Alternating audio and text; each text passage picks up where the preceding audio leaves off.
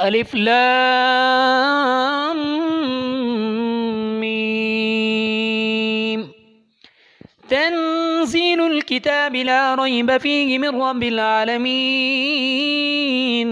أم يقولون افتراه بل هو الحق من ربك لتنذر قوما ما أتاهم من نذير من قبلك لعلهم يهتدون. الله الذي خلق السماوات والأرض وما بينهما في 6 أيام ثم استوى على العرش ما لكم من دونه من ولي ولا شفيع أفلا تتذكرون.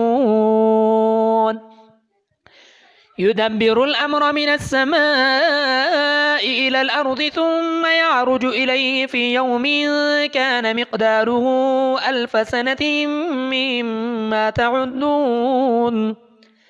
ذلك عالم الغيب والشهادة العزيز الرحيم الذي أحسن كل شيء خلقه وبدأ خلق الإنسان من طين ثم جعل نسله من سلالة من ماء مهين ثم سواه ونفخ فيه من روحه وجعل لكم السمع والأبصار والأفئدة قليلا ما تشكرون. وقالوا أئذا ضللنا في الأرض أئنا لفي خلق جديد بل هم بلقاء ربهم كافرون. قل يتوفاكم ملك الموت الذي وكل بكم ثم إلى ربكم ترجعون. ولو ترى إذ المجرمون ناكسوا رؤوسهم عند ربهم ربنا أبصرنا وسمعنا فارجعنا نعمل صالحا إنا موقنون.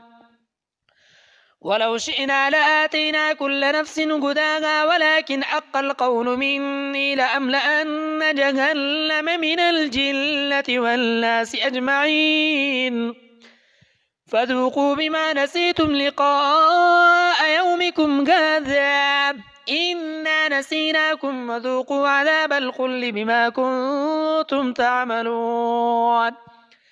إنما يؤمن بآياتنا الذين إذا ذكروا بها خروا سجدا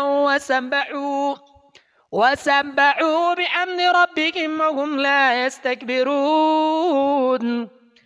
تتجافى جنوبهم عن المضاجع يدعون ربهم خوفا وطمعا ومما رزقناهم ينفقون. فلا تعلم نفس ما أخفي لهم من قرة أعين جزاء بما كانوا يعملون.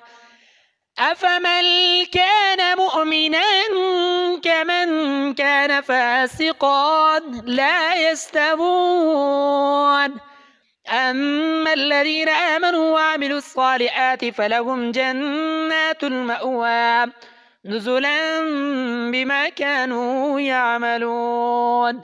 وأما الذين فسقوا فمأواهم النار كلما أرادوا أن يخرجوا منها أعيدوا فيها وقيل لهم ذوقوا عذاب النار الذي كنتم به تكذبون.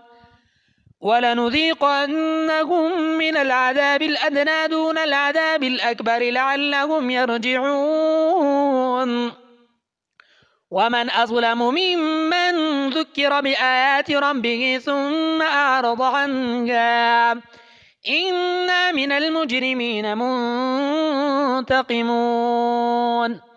ولقد آتينا موسى الكتاب فلا تكن في مرية من لقائه وجعلناه هدى لبني إسرائيل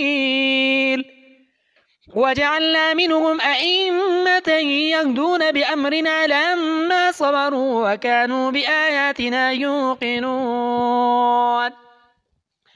إلا ربك ويفصل بينهم يوم القيامة فيما كانوا فيه يختلفون أولم يهد لهم كم أهلكنا من قبلهم من القرون يمشون في مساكنهم إن في ذلك لآيات أفلا يسمعون أولم يروا أنا نسوق الماء إلى الأرض الجرز فنخرج به زرعا تأكل منه أنعامهم وأنفسهم أفلا يبصرون ويقولون متى هذا الفتح إن كنتم صادقين قل يوم الفتح لا ينفع الذين كفروا إيمانهم ولا هم ينظرون فأعرض عنهم وانتظر إنهم